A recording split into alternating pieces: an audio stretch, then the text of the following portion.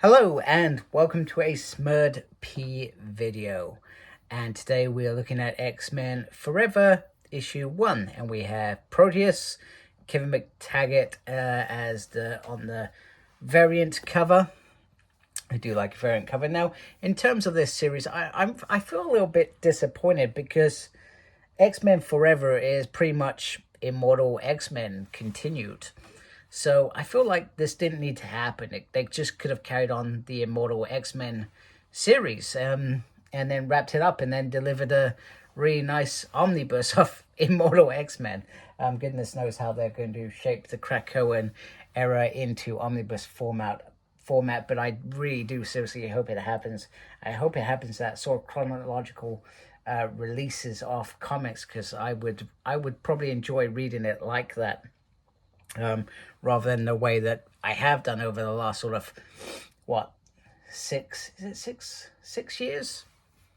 No, I feel like it's either 5 or 6 years.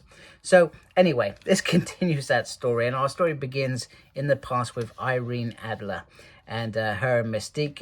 Mystique, disguised as a gentleman because the times were very different back then, have gone to a concert. Now during the concert, she is there is a theme called Nimrod that sparks the future.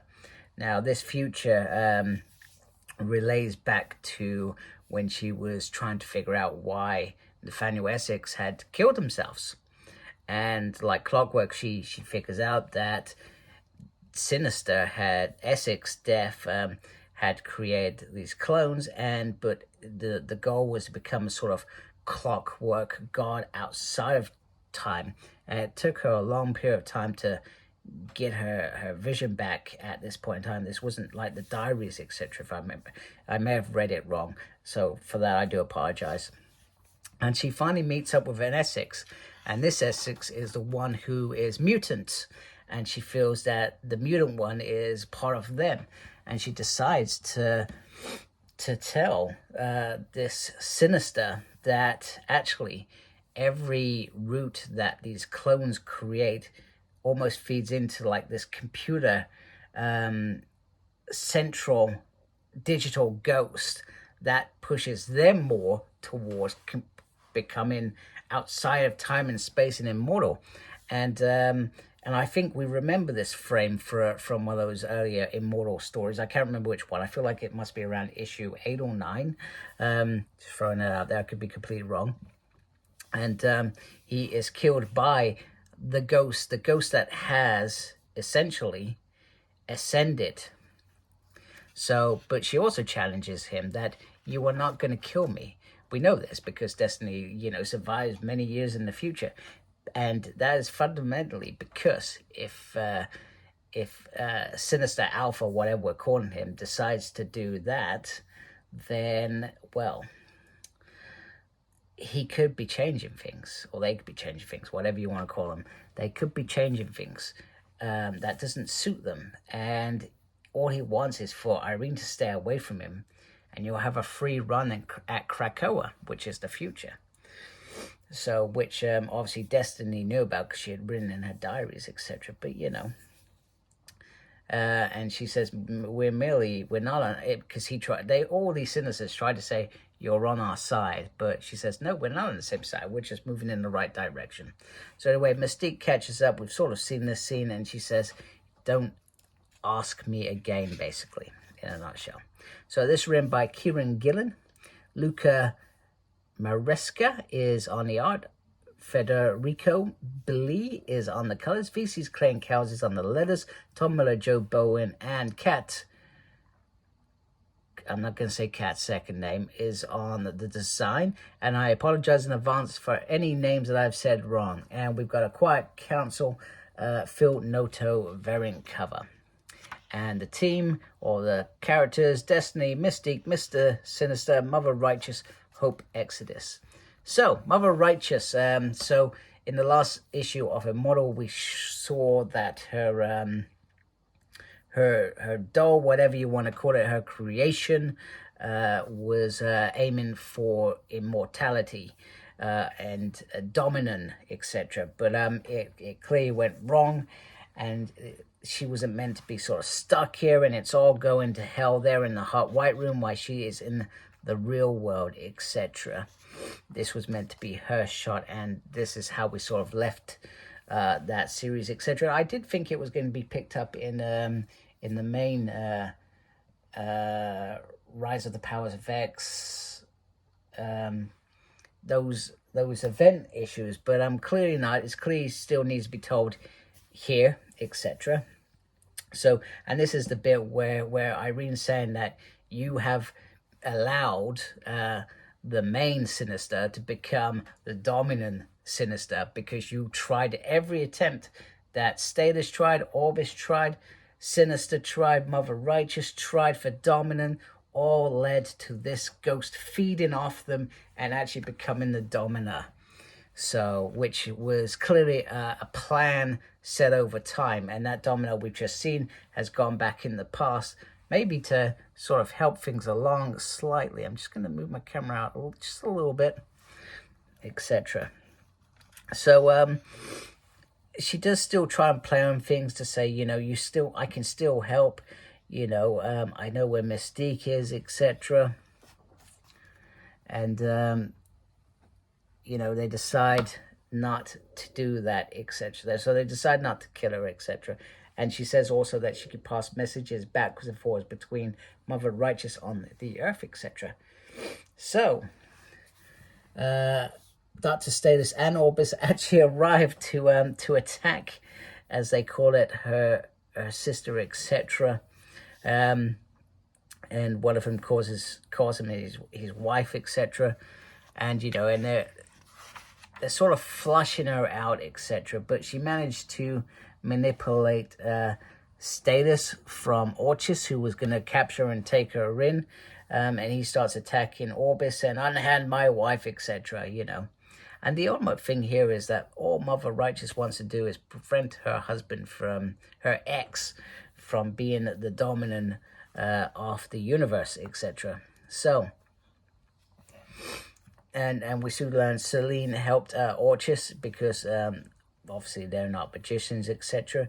And she says, well, you've got a lot of favors. She helped bring Selene back, I think, from the dead, or I think that's how it worked, if I remember rightly. Once again, there's a whole lot of stuff that's happened, etc. So she tries, Mother Righteous, perhaps a bit naive, tries to use a spell, but Selena is perhaps older, more experienced, and does things on a grander scale and attacks her. So she uses one of her guards to escape, but not far because she is injured. She only ends up a couple of floors down, where we see Sinister Professor capture her using... well, he says, welcome to the X-Men, which is cool. He uses, what are they called? I'm trying to think what they're called. Mysterium, the metal Mysterium. So they use this to capture her and keep her controlled, etc. So, and we soon find out that he released Orchis on her so that they could capture her into this nowhere place, which is in between, which we've seen in Rise of the Powers of X, if I got my remembrance hat on, etc. And we soon learn that Shure did assist with this. So it seemed like a good deal, etc. And he says to Xavier, remove my memories, which Xavier finds surprising due to the fact that Shure sort of betrayed Krakoa, etc. And he said, you knew I was a rat. You put me on that sinking ship. Krakoa didn't fall because I betrayed you. I betrayed you because Krakoa had fallen. So he went back to his usual nature, etc. So a clone is born. And that clone we have seen already, Doug Sinister in Rise of the Powers of X. And now we need, so that all the Sinister dregs that was in Professor Xavier is in this body, etc. So there's a couple of things that need to perhaps happen. And I'm not sure if I've understood this correctly, is that they are trying to keep So I think he's sort of siphoning off his original sinister body into himself. I could be completely wrong. I'm still not sure on the clearness of that, etc.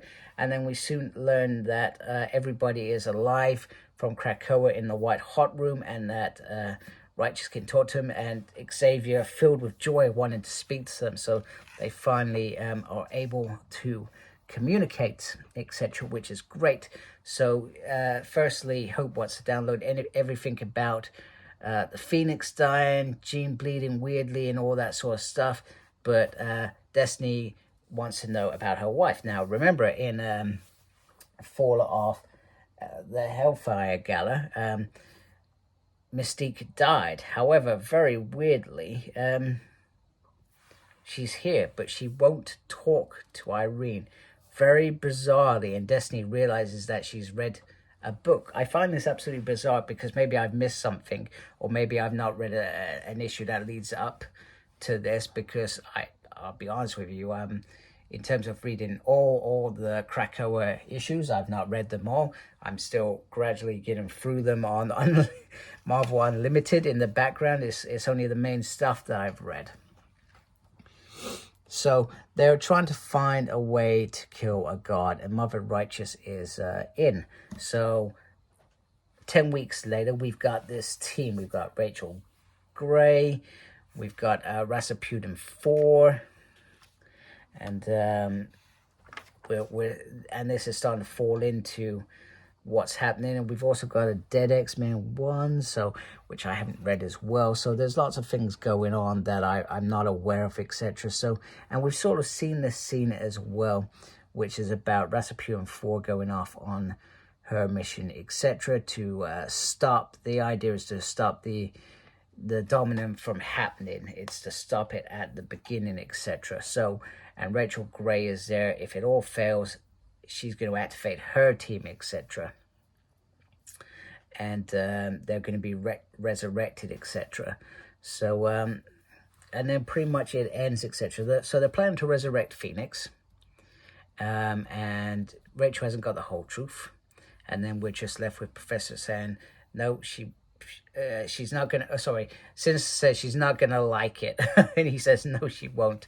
If we live, I'll live with it. So Professor Xavier making the sacrifices that they need to make to achieve this mission, etc. So we've got the mission in Rise of Powers Vex, if you've been following that as well, where it's kill Moira, the child, etc. And then we've got this. So lots of things going on in X-Men Forever, and I thought it was a really good issue. I still felt like it wasn't needed. You could just carry it on Immortal X-Men, because as far as I'm concerned, after the 5 issues, this is done.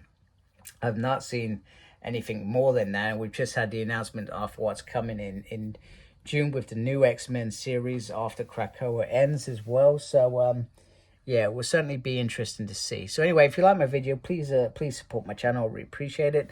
Thank you for watching. Thank you to those already subscribed to my channel. As always, look after yourself, embrace geekiness, take care, goodbye.